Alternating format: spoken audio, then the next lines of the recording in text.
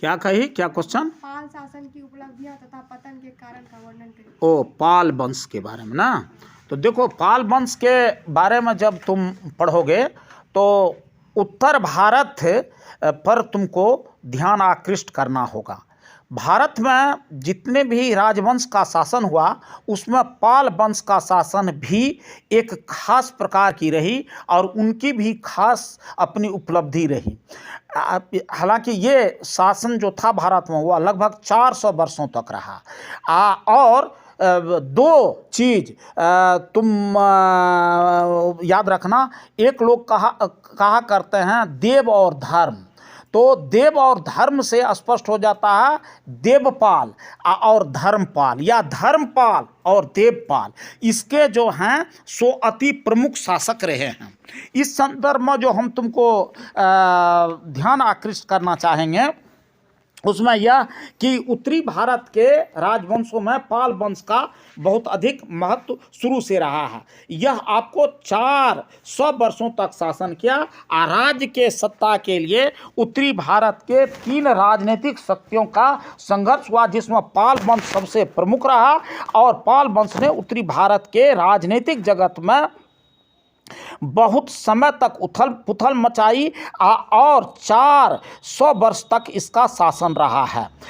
देखो, जब पाल वंश के राजनीतिक आकांक्षा और राजनीतिक दृष्टिकोण का अवलोकन करते हैं तो यह स्पष्ट हो जाता है जो वह सिर्फ राजनीतिक दृष्टिकोण से ही नहीं बल्कि सांस्कृतिक दृष्टि से ही अधिक महत्वपूर्ण रहे हैं। ये इतिहासकारों का कहना है जो पाल शासन के अंतर्गत न केवल बंगाल की गणना सबसे बड़ी शक्ति में की जाने लगी बल्कि यह बौद्धिक उन्नति, कला आदि के क्षेत्र में भी यह उत्कृष्ट हो गई थी। इसलिए बहुत दिनों तक इसकी भारतीय इतिहास में गणना की जाती है। अब देखो, ये कला के क्षेत्र में पाल के जो वंश के जो राजा थे उसका बहुत बड़ा योगदान रहा है कला के क्षेत्र में। इस युग में श्रीमान एवं सो वित्तपात नामक 2 प्रसिद्ध चित्रकार, शिल्पी और कांसे का प्रतिमा बनाने वाले साबित हुए। इसकी कला का प्रभाव सुदूर देश में भी गया। अब देखो, ये शासक जो इस समय में थे उन्होंने अपने निर्माण कार्य और धर्म सहिष्णुता और धार्मिक मामले में भी ये उत्कृष्ट रहे थे। इन्होंने अपने समय में अनेक विहारों, मठ, चैत्यों, मंदिरों और मूर्तियों का निर्माण करवाया। इस वंश के बौद्ध सम्राटों में ने सो धर्म के क्षेत्र में काफ़ी बड़ा योगदान भी दिया। कहा जाता है कि देवपाल बौद्ध धर्म के अनुयायी था। ये देवपाल बौद्ध गया और महाबौद्ध के मंदिरों का निर्माण में काफ़ी योगदान दिया था। पैसा, ये संसाधन ही नहीं बल्कि इसके लिए उन्होंने समय भी दिया था। राज्यसभा में उस समय में एक प्रसिद्ध कवि वज्रदंत रहता था जिसने आपको लोकेश्वर शतक नामक ग्रंथ की रचना की और वह ग्रंथ अपने समय में काफ़ी ख्याति प्राप्त रहा। और इसके राजवंश समाप्त होने के बाद भी सो लोकेश्वर शतक की गिनती सो एक उत्कृष्ट प्रकार के धर्म ग्रंथों में हो रही है। नालंदा के शिक्षा केंद्र पर भी देवपाल की अति कृपा थी और इन्हीं की अनुकंपा से यह काफ़ी विकसित भी हुई है।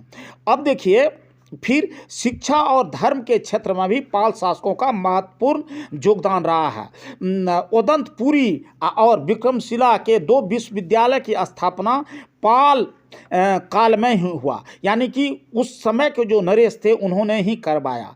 लगभग सभी नरेश बौद्ध धर्म के अनुयायी थे और उन्होंने बौद्ध मतानुसार सो काम करते रहे। किंतु जब उनकी विस्तृत बातों को देखा जाएगा तो वो धर्मनिरपेक्षता की भी गुण इन शासकों में बहुत ही हद तक रही है। परंतु इसका दृष्टिकोण कभी भी जब बात करेंगे तो उदार ही देखेंगे, कभी संकीर्णता की बात नहीं आती है। बौद्ध धर्म के मानने वाले के प्रति भी ये उदार थे और ब्राह्मणों को दान दक्षिणा देकर के सम्मान करते थे। ऐसा भी मानना है कि अतीश नाम का बौद्ध भिक्षु 11वीं शताब्दी में तिब्बत गया और उसने वहाँ बौद्ध धर्म का प्रचार किया था। पालों के साहित्य के विषय में भी कुछ जानकारी प्राप्त हुई है।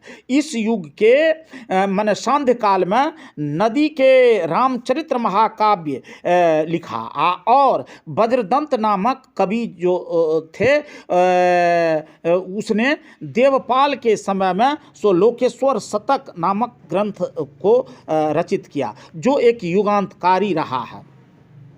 पाल शासकों में देवपाल एवं धर्मपाल समान बौद्ध धर्मावलंबी के थे।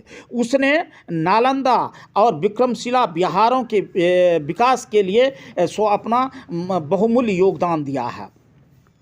ऐसा माना जाता है माने अरब यात्री सुलेमान का जब आगमन हुआ था तो उन्होंने इस संदर्भ में अपना एक विज्ञप्ति दी है, अपना एक जानकारी दी है जो देवपाल की सेना प्रतिहारों एवं राष्ट्रकूटों की सेना से भी बड़ी थी, जबकि उस समय में प्रतिहारों और राष्ट्रकूटों की सेना को बहुत बड़ा और प्रमुख माना जाता था। देवपाल अपने वंश का सबसे बड़ा विजेता भी हुआ था।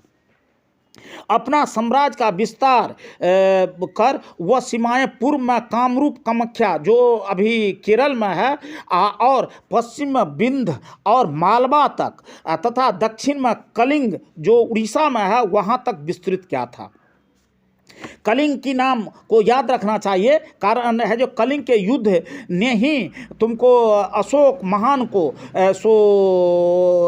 युद्ध से वितरित कर दिया था और इसके बाद उन्होंने युद्ध नहीं किया था, ऐसा माना जाता है। इसकी प्रसिद्धि मतलब पाल वंश की प्रसिद्धि भारत में ही नहीं विदेश में भी फैल गया था और इस बात की पुष्टि इस बात से भी होती है जो जावा में शासन कर रहे शैलेंद्र वंश के शासक बालपुत्र देव ने देवपाल के पास एक दूत भेजकर नालंदा में एक मठ की सहायता के लिए 5 गांव देने की प्रार्थना की थी, जिसे देवपाल शहर स्वीकार किया था। इससे उनकी एक धर्म के प्रति समर्पण, एक धर्माज्ञों के दिल जीतने की बात की व्याख्या होती है।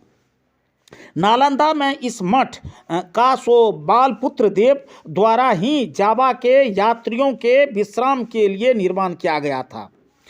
अब देखिए ये संदर्भ तो इतिहास बताती ही है, लेकिन महान इतिहासकार आरसी मजुमदार ने देवपाल के बंगाल में शासन काल को बहुत ही गौरवपूर्ण और स्वर्णिम कहा है। वे लिखते हैं कि धर्मपाल और देवपाल के राज्यकाल बंगाल के इतिहास में सर्वाधिक स्वर्णिम और गौरवपूर्ण अध्याय है। इससे पूर्व या अंग्रेजों के आगमन तक बंगाल में कभी भी भारतीय राजनीति में इतना महत्वपूर्ण भाग नहीं लिया था।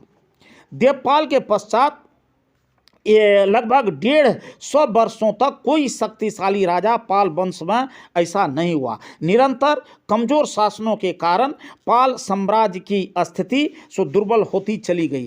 तब 988 ईस्वी में विग्रहपाल द्वितीय का पुत्र और उत्तराधिकारी महिपाल प्रथम राजगद्दी पर पदासीन हुआ। महिपाल ने अपने वंश के खोए हुए प्रतिष्ठा को, गौरव को और उनकी जो खास पहचान थी उनको अर्जित करने का पुरजोर कोशिश किया। पाल साम्राज्य को शक्तिशाली बनाने के लिए वह तत्पर हो उठे। महिपाल के पूर्व राजाओं जो पाल साम्राज्य में जिन प्रदेशों को खो दिया था उन्हें वह अपने संघर्ष से प्राप्त किया।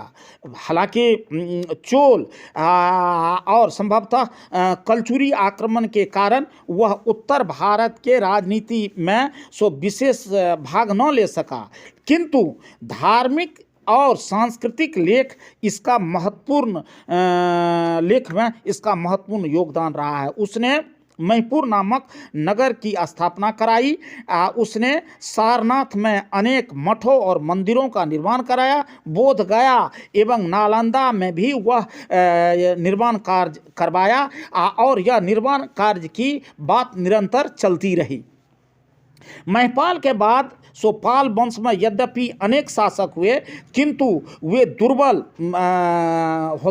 साबित हुए और महिपाल प्रथम के पश्चात पाल वंश के सो शताब्दी तक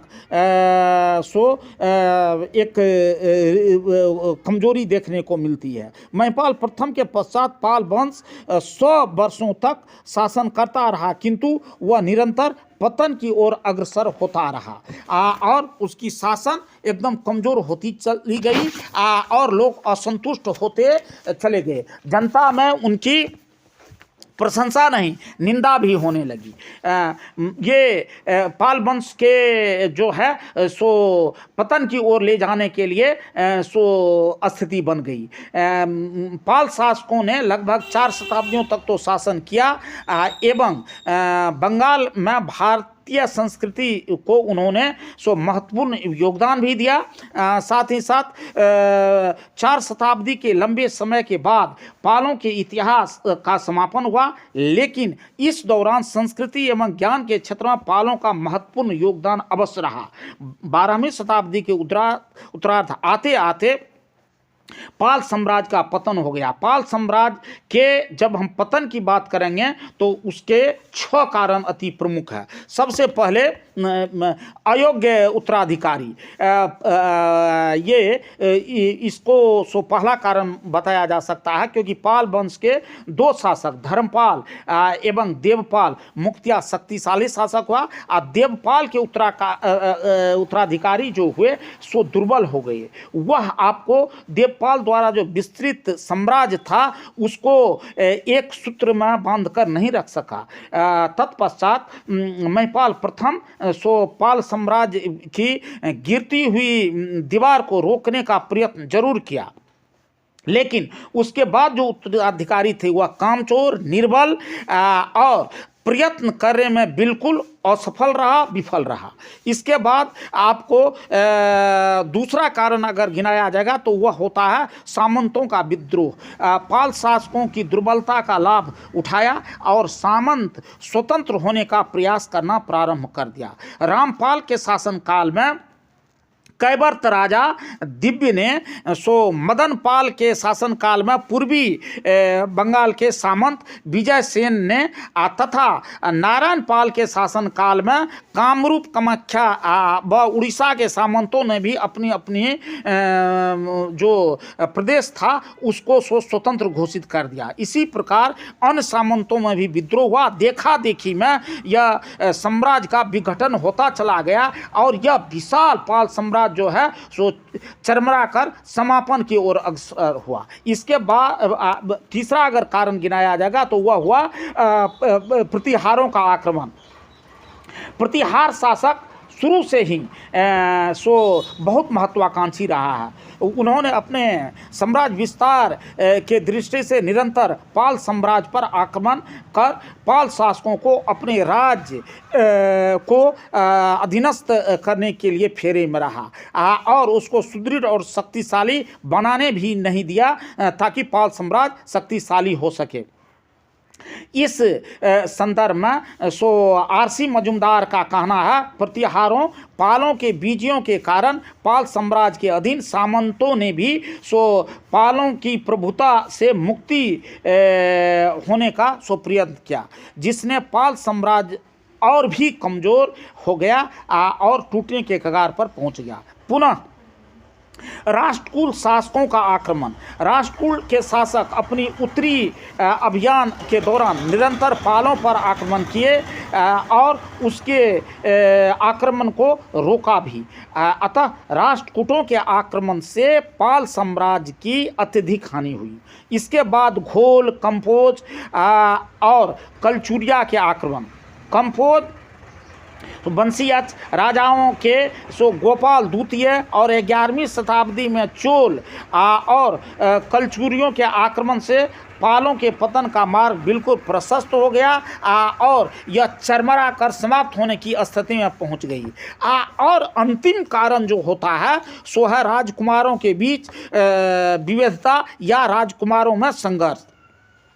पाल वंश के आंतरिक झगड़ों के कारण सो पाल साम्राज्य का पतन हुआ। राज सिंहासन पर अधिकार करने के लिए युवराजों ने संघर्ष किया और इस प्रकार सो उसका संघर्ष निरंतर चलता रहा। इस संघर्षों में महिपाल द्वितीय और उसके भाइयों सुरपाल और रामपाल को कारावास में डाल दिया गया और वह सो पदासीन हो गया। तो ये 6 कारण जो हैं सो इस राजवंश को समापन की ओर ले गया। इसके अलावे भी कुछ कारण हैं, लेकिन ये 6 कारण सामंतों का विद्रोह, राजकुमारों का संघर्ष, कंफोज, घोल और कलचुरिया के आक्रमण, इसके बाद राष्ट्रकूट शासकों का आक्रमण, प्रतिहारों का आक्रमण और अयोग्य उत्तराधिकारी, ये आपको पाल साम्राज्य का सो पतन का सो प्रमुख कारण है। वैसे कोई भी राजवंश जो आता है उसका कुछ स्वर्णिम काल, कुछ सामान्य काल और कुछ अवनति काल होता ही है। और 400 वर्षों तक लगभग शासन करने वाला पाल वंश तब धराशायी हो गया।